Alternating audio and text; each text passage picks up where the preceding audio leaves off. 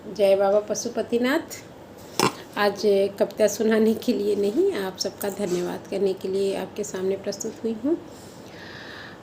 कल रात में देखा कि सब्सक्राइबर्स 100 के ऊपर हैं।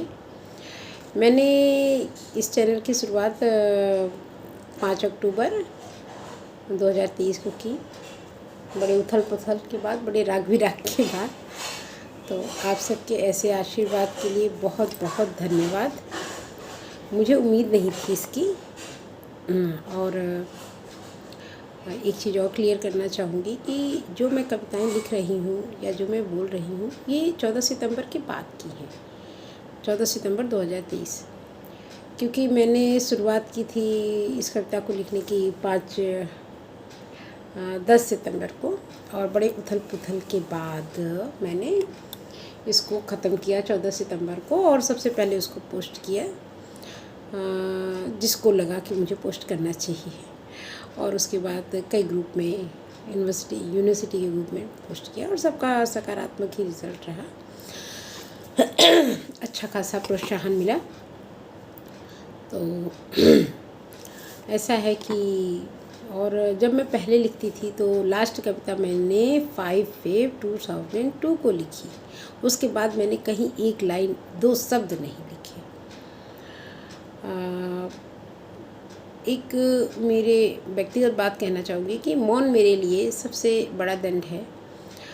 मुझे लगता है कि आर्ग्यूमेंट हो, बहस हो, डिबेट हो, मारपीट भी हो जाए, लेकिन मौन नहीं होना चाहिए। क्योंकि जहाँ संवाद बंद हो जाता है वहीं पे विवाद घर करते हैं, और वहीं पे रिश्ते टूट के बिखर जाते हैं, वहीं पे द एंड होने लगता है। तो द एंड अच्छा नहीं है, क्योंकि उम्मीद बनी रहनी चाहिए। बाकी चीज़ें तो होती जाती रहती हैं मृत्युलोक में। तो मैंने 21 साल अपने आप से मौन साधा। मैंने 21 साल अपने आप से बात नहीं की, न मैंने कहीं कुछ लिखा, न कुछ। जीवन में जो जैसा जहाँ है, सब प्रभावशाली और सम्माननीय और पूज्यनीय है। कुछ भी ऐसा नहीं है कि जिसके लिए ईश्वर को बुरा कहा जाए या अपने आप को कहा जाए। तो ऊपर वाले का बहुत बहुत धन्यवाद, बाबा पशुपतिनाथ का बहुत बहुत धन्यवाद, बाबा विश्वनाथ का बहुत बहुत धन्यवाद।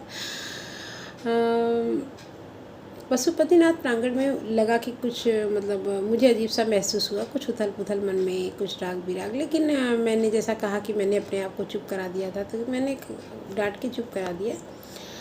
फिर 14-15 दिन बाद मुझे लगा कि नहीं, थोड़ी तो अपने आप से बात कर ही लेनी चाहिए। तो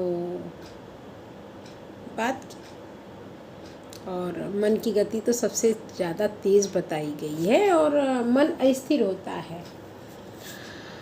और सुख के लिए, जैसा कि मैथिली शरण गुप्त ने कहा है, सुख है न जाने कहाँ, चाहे जहाँ मान लो, मन भी है अपना और मानना भी अपना। तो मैं उनकी बात से बिल्कुल सहमत हूँ। अपना मन है, जहाँ हम सुख मानते हैं वहीं सुख होता है, क्योंकि सुख की कोई डिफिनीशन नहीं है, कोई परिभाषा नहीं है।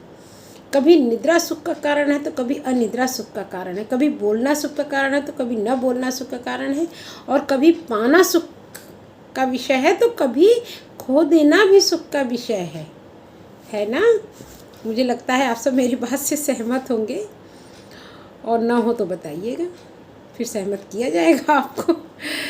तो हाँ, वही मैं मतलब एक चीज़ है कि मैंने कभी ज़िद नहीं की। एक ज़िद थी कि मुझे काशी में रहना है। बाबा विश्वनाथ को शायद मुझसे कुछ शिकायतें थी, तो मुझे यहाँ भेज दिया। लेकिन मुझे यहाँ शिव परिवार मिला, शिव भक्त परिवार मिला, और सब स्नेहीजन है।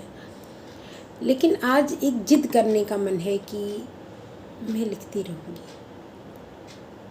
क्योंकि एक दूसरों से छोड़ दीजिए, अपने आप से एक वादा है कि लिखते रहेंगे।